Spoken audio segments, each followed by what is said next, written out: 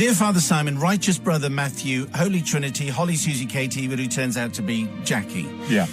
As a fairly new member of your sainted congregation, I have been listening with rapturous glee to the confessions of other dreadful sinners, trying to decide which one of my sins I should ask for forgiveness. There are many. However, after being kept behind at work the other week, I heard the words Chaucer and confession on my drive home and decided this was probably a good place to start. So here beginneth my tale with a tenuous Chaucer link.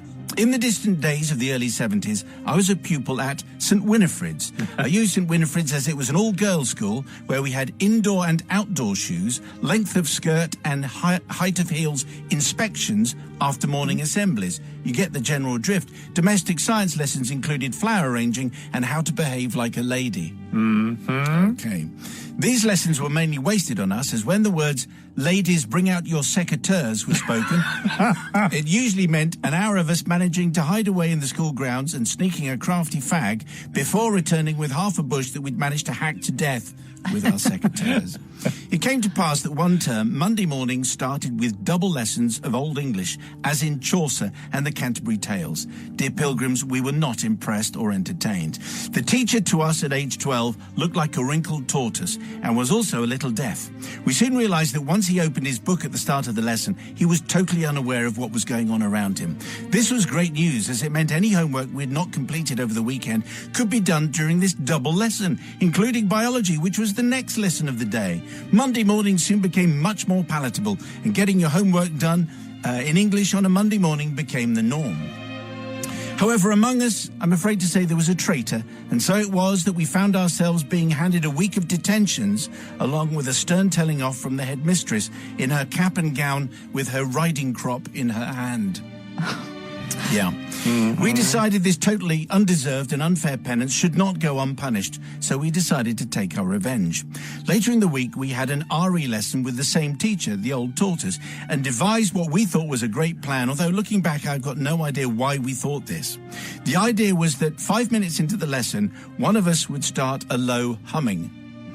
We were not going to hum any kind of tune, just a low hum of a single note. After a while, more of us would join in, and we would keep this going for the whole lesson.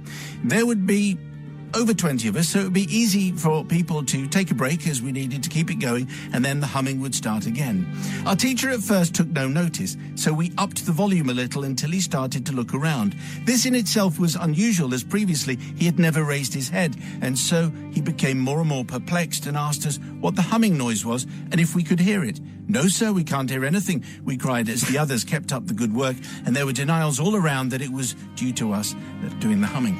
How none of us burst out laughing, I have no idea. Maybe the young lady training was working after all. After 5 minutes before the end of the lesson, when the bell would have tolled, the teacher said the class was finished for the day, as the humming noise had given him a headache and he was worried about his hearing.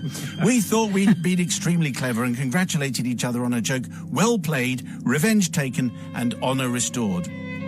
However, it did not seem so amusing later when we found out that said teacher had to go home due to his terrible headache and not feeling well. He was also off the following day and looked dazed and confused for weeks, especially when teaching in that particular classroom.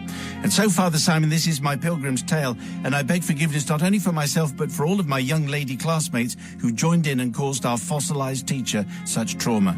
I doubt we will be forgiven, but in our defense, we were very young, had led sheltered lives where your socks stayed white and pulled up, your gym knickers matched your PE skirt, we wore straw boaters in the summer and played croquet on the lawn. Also, if we'd not been so betrayed in the first place, we would never have carried out this dastardly deed. And so I feel that forgiveness should really be sought by the one who gave us away. Hopefully the rest of the congregation will agree, and I can finally stop feeling guilty or tormenting a very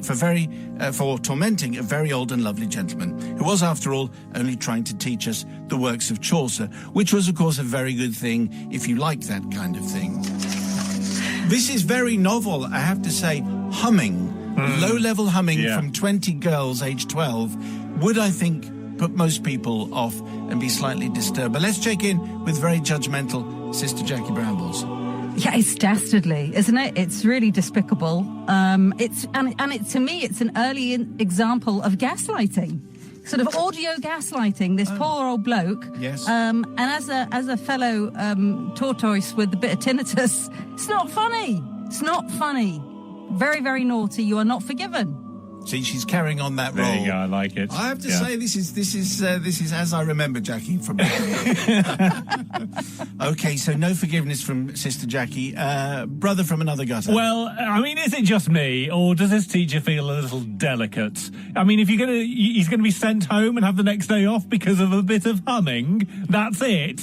I mean, really? 20 girls humming. I mean, come on, 20 girls humming, and that means you get a day off? No. Also, teaching Chaucer, widely overrated.